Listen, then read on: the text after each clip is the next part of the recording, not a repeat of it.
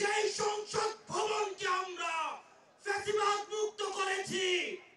সেই সংসদ ভবনের সামনে আমরা গণতান্ত্রিক প্রক্রিয়ায় সেই সংসদ ভবনে যাওয়ার জন্য আজকে আমরা মানিক মিয়া এভিনিউতে এসে দাঁড়িয়েছি। প্রিয় দেশবাসী, আপনারা জানেন দীর্ঘ ১.৫ দশকের বেশি সময় ধরে আমাদের দেশে ছিল বিচারহীনতার সংস্কৃতি। লগি বৈঠা থেকে শুরু করে ২০০৯ সালে আমাদের দেশের যারা ডিফেন্স অফ ফার্স্ট লাইন পিডিআরদেরকে আপনারা দেখেছেন কিভাবে ভারতীয় আগ্রাসনের মধ্য দিয়ে হত্যা করা হয়েছে। প্রিয় দেশবাসী, আপনারা দেখেছেন এই স্পষ্ট পিডিআর হত্যাকাণ্ডকে পিডিআর বিদ্রোহ হিসেবে চালানো হয়েছে।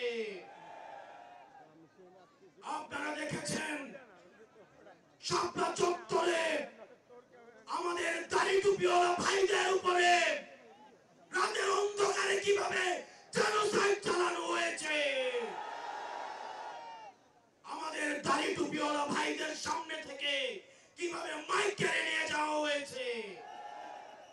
প্রিয় দেশবাসী, আপনারা দেখেছেন বাংলাদেশে কিভাবে রাতের ভোট, কিভাবে দিনের ভোট রাতে চালু করার সংস্কৃতি চালু হয়েছে, দামি ইলেকশন চালু করা হয়েছে।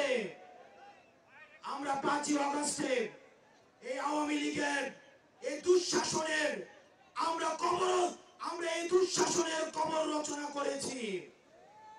আমরা বলতে চাই এই গণভবনে কে যাবে সেটি নির্ধারিত হবে বাংলাদেশ থেকে, ভারত থেকে সেটি নির্ধারিত হবে না। আমরা স্পষ্ট করে বলতে চাই এই সংসদে কে যাবে সেটি নির্ধারণ করবে বাংলাদেশের খেটে খাওয়া জনতা। এই সংসদের মসনদে কে বসবে সেটি নির্ধারণ করবে এই ভূখণ্ডের মধ্যে যারা রয়েছে সেই ভূখণ্ডের মানুষ। আমরা দীর্ঘ ১.৫ দশকের বেশি সময় ধরে আমরা একটা জাতি গড়ে তুলতে পারি নাই। বিভাজনের রাজনীতি আমাদের মধ্যে ইচ্ছাকৃতভাবে জিয়ে রাখা হয়েছে। আমরা স্টেট ডেভেলপ করতে পারি নাই, আমরা নেশন ডেভেলপ করতে পারি নাই। আমাদের প্রতিষ্ঠানগুলো ভেঙে গিয়েছে, আমরা সুশাসন নিশ্চিত করতে পারি নাই। আমরা ফাংশনাল ব্যুরোক্রেসি নিশ্চিত করতে পারি নাই। আমরা স্বাধীন পুলিশ নিশ্চিত করতে পারি নাই, স্বাধীন বিচার বিভাগ নিশ্চিত করতে পারি নাই।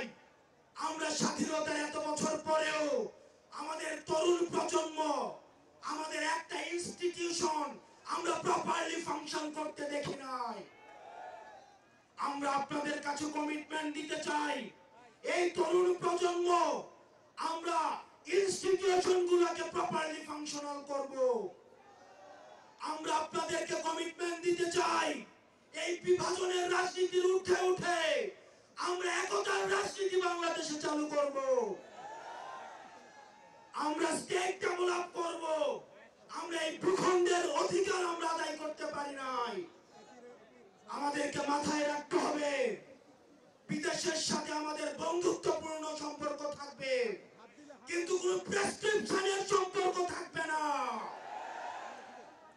আমরা স্পষ্ট ভাষায় বলতে চাই, আমাদের যখন একটা ছেলে রাস্তায় রক্ত দেওয়া শিখে গিয়েছে, আমাদেরকে কেউ রক্ত দেওয়া থেকে দমায় রাখতে পারবে না।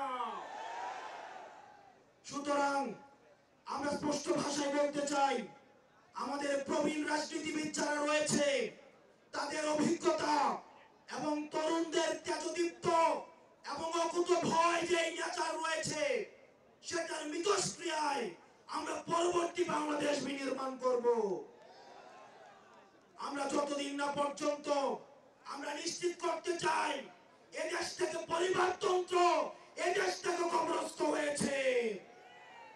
এদেশে কামারের ছেলে প্রধানমন্ত্রী হবে, কুমারের ছেলে প্রধানমন্ত্রী হবে। এদেশে যোগ্যতার ভিত্তিতে এদেশে নেতৃত্ব উঠে আসবে। আমরা স্পষ্ট করতে চাই, আমরা একটা সুন্দর বাংলাদেশ গড়তে চাই, যে বাংলাদেশে আমাদের মধ্যে কোনো ধরনের ভেদাভেদ থাকবে না। রাজনৈতিক আমাদের রাজনৈতিক পরমত সহিষ্ণুতা থাকবে, মত প্রকাশের স্বাধীনতা থাকবে, আমাদের দ্বিমত প্রকাশের স্বাধীনতা থাকবে। আমরা একটা সমৃদ্ধ বাংলাদেশ গঠন করার জন্য আমরা আপনাদের কাছে কমিটমেন্ট দিচ্ছি, আমরা প্রতিজ্ঞা করছি। এই প্রতিজ্ঞার সাথে কারা কারা একমত রয়েছেন? ও ইনকিলাব জিন্দাবাদ, ইনকিলাব জিন্দাবাদ, ইনকিলাব জিন্দাবাদ, ইনকিলাব জিন্দাবাদ। আপনাদের সাথে দেখা হবে আমাদের তরুণদের স্বপ্নের বাংলাদেশে। আসসালামু আলাইকুম ওয়া রাহমাতুল্লাহ।